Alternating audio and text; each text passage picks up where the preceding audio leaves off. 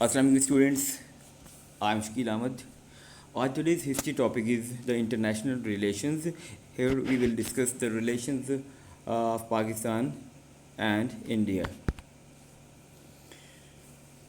Students, Pakistan had been created by dividing old British colony, means the British India, and it was all about against the wishes of Congress, and there was a feeling of hostility and antagonism between the Muslim League and Congress, because till the last moment the Congress uh, uh, had tried its utmost to keep the India united, to get India free in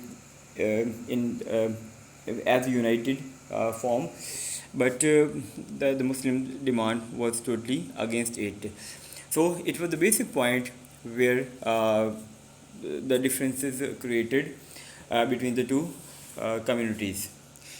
Furthermore, there had been many deaths as a result of communal violence after partition was announced, just because of the Radcliffe Award and the unjustified division of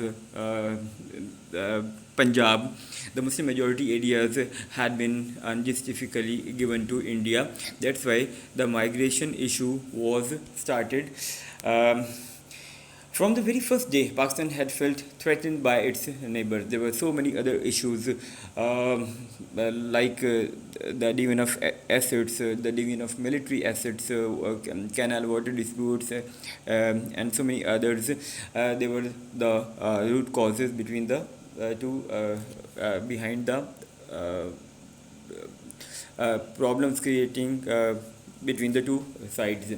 So partition gave India and Pakistan the number of shared problems, uh, likely to be the refugee issue, sharing of joint resources or assets, and the main one was Kashmir issue. So first one is the refugee problem.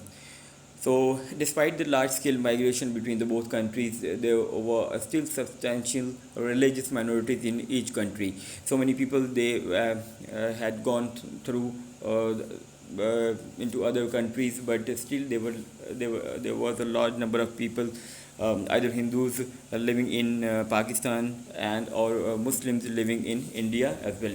So feeling of hostility were so high that there was a fear of both countries that the bloody scene might continue. And in April 1950, Pakistani Prime Minister Liaquat Ali Khan signed an agreement called the Minorities Pact with Indian counterpart Nehru. According to the both countries, uh, according to that agreement, both India and Pakistan would provide protection and religious freedom for the minorities. It was hoped that this would encourage the minorities to remain where they were and stop the tide of refugees. Despite the agreement, it didn't entirely stop people from leaving their countries. Regarding resources or the asset division issue, the unsatisfactorily uh, behavior in which the resources were divided had a marked effect on relations between the two. The reluctance from India to release assets made the Pakistani government even more suspicious of Indian motives and soured relations for the future. Already, you might have studied that India was not ready to give even a single penny to Pakistan. On 1st April 1948, India troubled Pakistan to cut off water supplies from all the headworks coming from uh, the same side, what was under the control of Indian side. Farmers in Pakistan had traditionally irrigated the land by canals. As a result of this move by India, water in the rivers ran very low and made irrigation difficult. Pakistan counterparts they knew that such an act was undertaken simply to make more difficulties for Pakistan. Access to water was remained a problem until Pakistan had signed Indus Watson Treaty in 1959-1960. Uh, so the issue was resolved to the satisfactory level. The major bone of contention between the two countries. Fighting between India and Pakistan in 1948 resulted in Kashmir being divided between them. Pakistan was angered that India retained the largest area of Kashmir already, and most of the 4 million inhabitants of Kashmir were Muslims. From 1949, there was an agreed ceasefire line through Kashmir decided by the United Nations Security Council, and negotiations continued through the 1950s, but there was a very little progress. In upcoming years, in 1954 and 1955, India tried to integrate Indian occupied Kashmir into India, and it provoked protests from Pakistan and then the United Nations organization. In 1957, the United Nations Security Council became so concerned that India might try to occupy Kashmir again, and the that of it issued a declaration confirming that the whole of Kashmir was a disputed territory and no man's land, and that its future could only be settled by the Kashmiri people themselves. The Kashmir issue remained unresolved, and lack of trust affected the relations between the two sides, and India was concerned about the military aid that USA was providing Pakistan. So the aid provided by USA to Pakistan created panic among India. The Indians feared that Pakistan would use that aid against Indians. So the sense of insecurity felt in India led to them signing a friendship pact or agreement with China in 1954. However, in 1962, India and China went to a frontier dispute, and China advanced to where it claimed the border should be before declaring a ceasefire. So the Pakistan military noted the ease with which the Indians had been defeated, and it was all about while looking at the defeat in the war, in the defeat of Indians during the Pak-India war. So Indian reaction to the Chinese war was begin a rearmament program. In 1965, Pakistan had gone to war with India. Pakistan forced the Indians to accept the independent tribunal to settle a border dispute over the run of Kutch on the Sindh-Rajasthan border. Pakistan decided to take steps to force India to agree to the setting up of an international body to decide on ownership of Kashmir.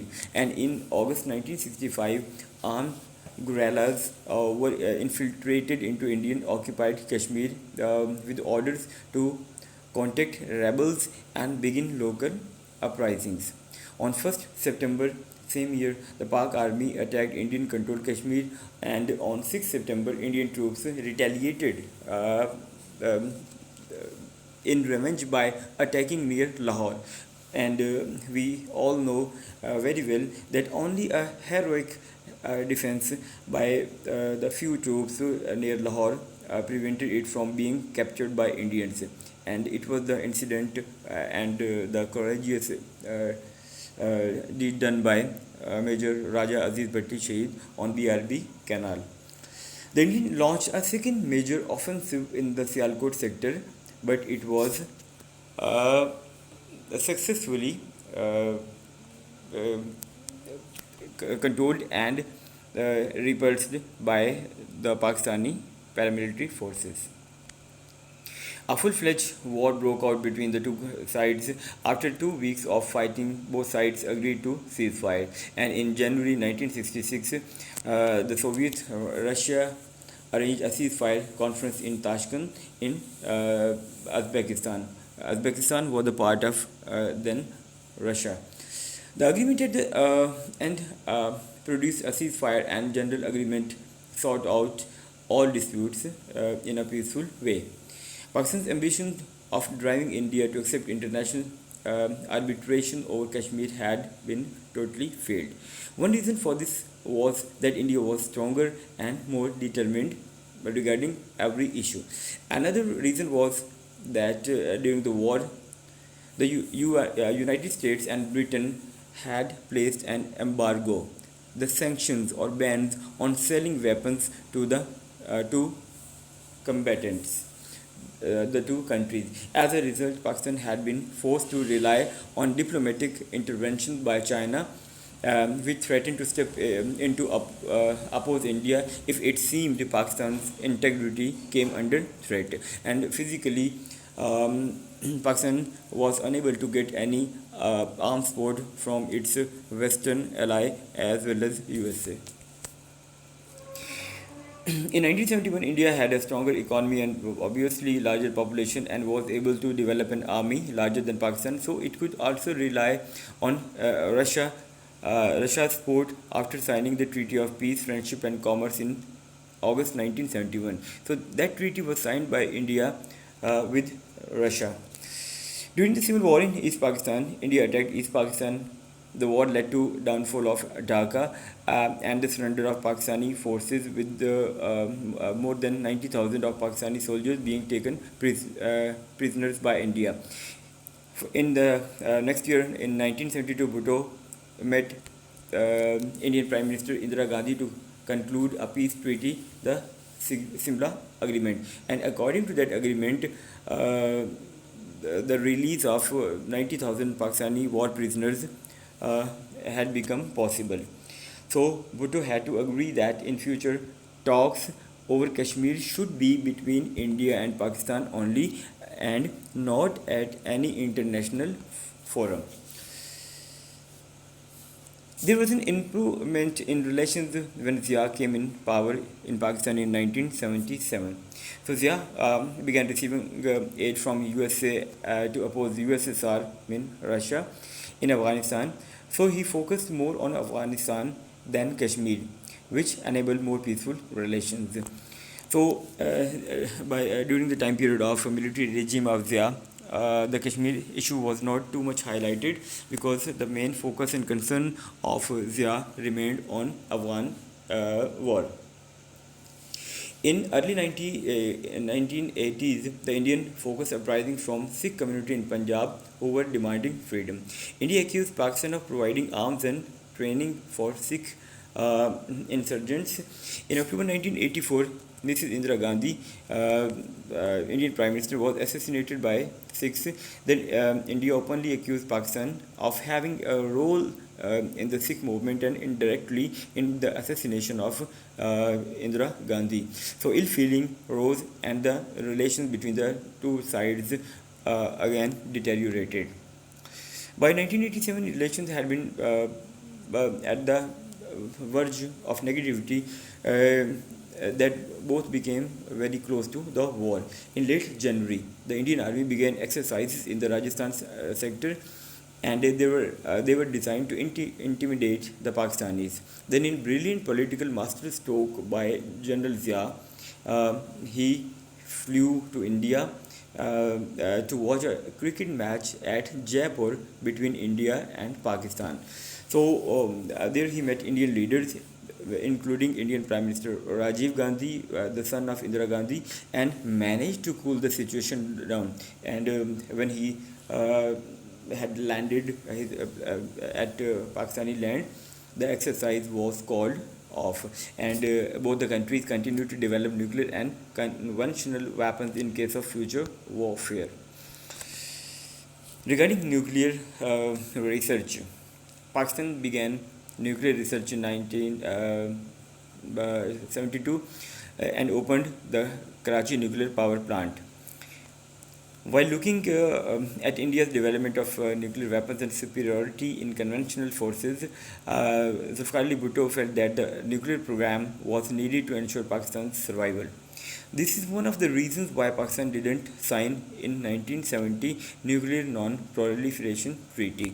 As per that treaty, if Pakistan signed, then it had to stop its nuclear research.